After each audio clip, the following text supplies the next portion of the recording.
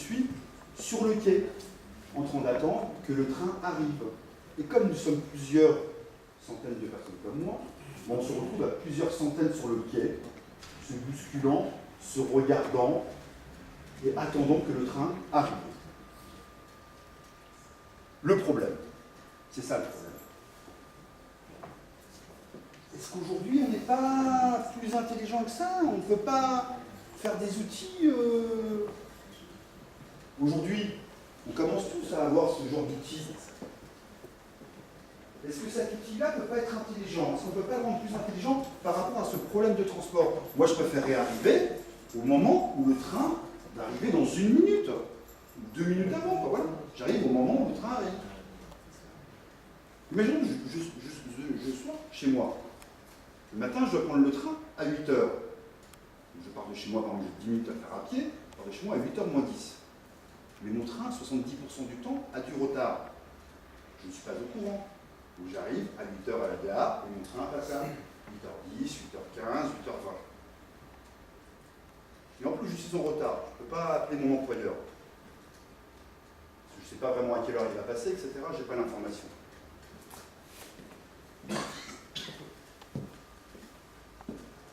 Il existe peut-être une solution que nous avons développée pendant ce week-end. Et je vous dis, bienvenue dans le monde de Ploubi. Qu'est-ce que Ploubi? Ploubi, c'est la première plateforme communautaire dédiée au transport en commun. Comment ça fonctionne? Très simplement, comme je disais, je suis chez moi. Via une application web sur mon ordinateur ou sur mon smartphone, j'ai l'information de mon trajet à moi, de ce qui m'intéresse moi. Sur le quai, qu'est-ce qu'il y a? Il y a des ploubeurs, des gens qui sont de la communauté de Ploubi, qui ont l'application sur leur smartphone ou bien à la maison, et ils donnent l'information sur le smartphone. Ah, encore 5 minutes de retard. Ah, 2 minutes de retard. Non. La plateforme reçoit les informations, les datas, quoi. On reçoit les datas en permanence de tout le monde, sur tous les trajets, les lignes, etc. On les match, on les corrobore, on voit si ça correspond bien à des trajets réels effectués par rapport aux listes que nous avons des transports, etc. Et on peut renvoyer une information viable. Le ploubeur vert, il est déjà à 1000 notifications réelles. Donc lui, il est ploubeur or. Chaque année, on lui fait un petit cadeau. Il est vraiment très content de nous donner de la data, de nous donner une information viable, réelle. Notre système fonctionne. Comment ça fonctionne? Dans le réel. Je rentre un point de départ, un point d'arrivée. Mon téléphone va géolocaliser. Il sait où je suis. Je n'ai même pas besoin de lui dire que je suis au métro Eiffel. Il le sait, ce qui m'a géolocalisé. Là, je rentre aussi, je peux rentrer des trajets récurrents pour aller chez mes parents, pour aller à l'école, pour aller à mon travail. Donc j'ai plus besoin de les rentrer. Là, il me donne une information de trajet. Vous allez prendre le bus Intel, après vous allez prendre le métro. Ensuite, vous allez prendre le métro 2A, mais la ligne est suspendue. Ploubi est intelligent. Ploubi me propose un itinéraire bis. Il m'informe que je vais avoir un peu de retard. Ben là, je peux appeler mon employeur. Je prends l'itinéraire bis parce qu'il y a encore un problème sur mon itinéraire habituel, mais j'aurai 15 minutes de retard. Là, je peux donner l'information à mon employeur et réel. Ou je dois faire une livraison, je peux envoyer un texto à mon client en disant je vais avoir un petit peu de retard. Mes concurrents, ben nous avons fait une analyse de nos concurrents, les fonctionnalités. La communauté, ce n'est pas le rôle de la SNCF et de la RATP. Eux, leur rôle, c'est de transporter les gens. Ils ont le matériel roulant, ils ont les rames à entretenir, ils ont déjà suffisamment de problèmes comme ça. Donc, ce n'est pas leur truc. Ploubi réalise la communauté. On s'occupe de notre communauté. Faire en sorte qu'il y ait beaucoup de gens qui aient l'application et qui donnent une véritable information.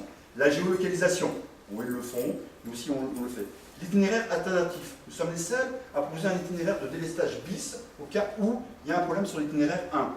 L'enregistrement des itinéraires favoris, comme ça je les ai rentrés une fois, comme sur les mobiles, on rentre une fois le numéro de téléphone après, on l'a à chaque fois. et s'abonner aux notifications de transport. Donc on est toujours informé de ce qui se passe sur nos lignes à nous, hein, bien sûr, sur les transports à moi. Ma cible client.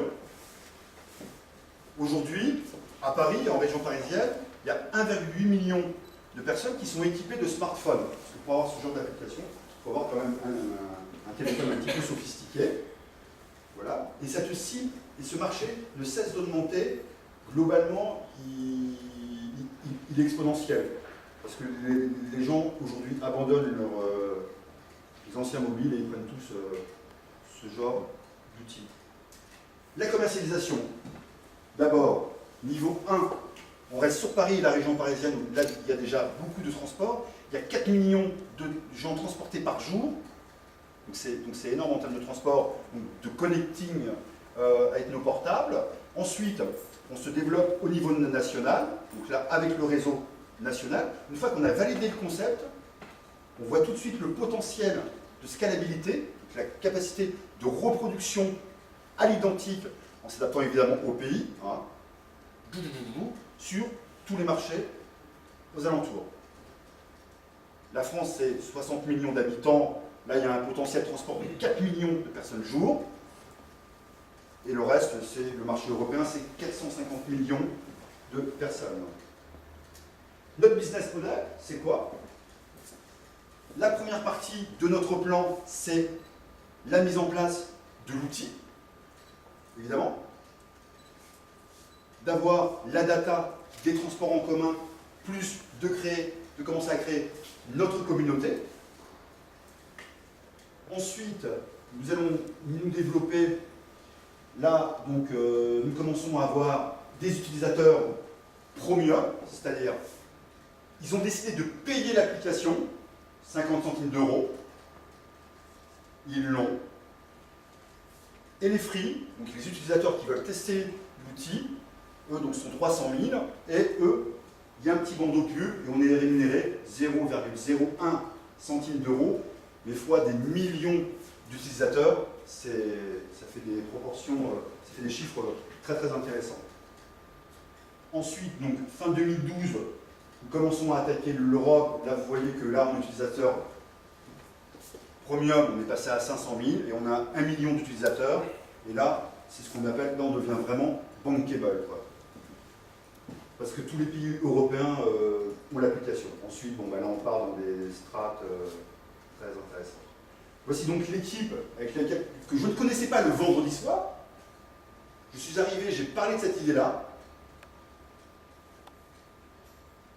Parce que j'étais vraiment dans le concret. Comment j'ai eu l'idée? Je vais chercher mon fils en bus.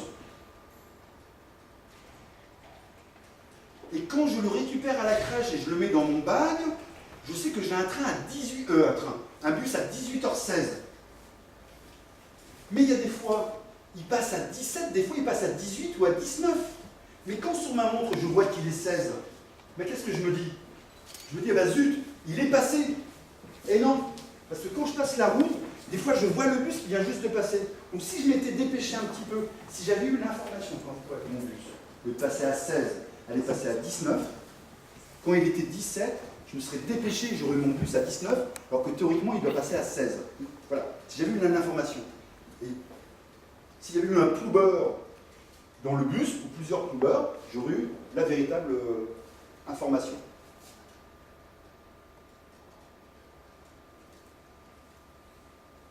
Donc pour réaliser cette application, nous demandons quelques menus dollars, euros. Vous choisissez ce que vous voulez. La livre sterling, nous demandons 150 000 euros. Voilà. Merci.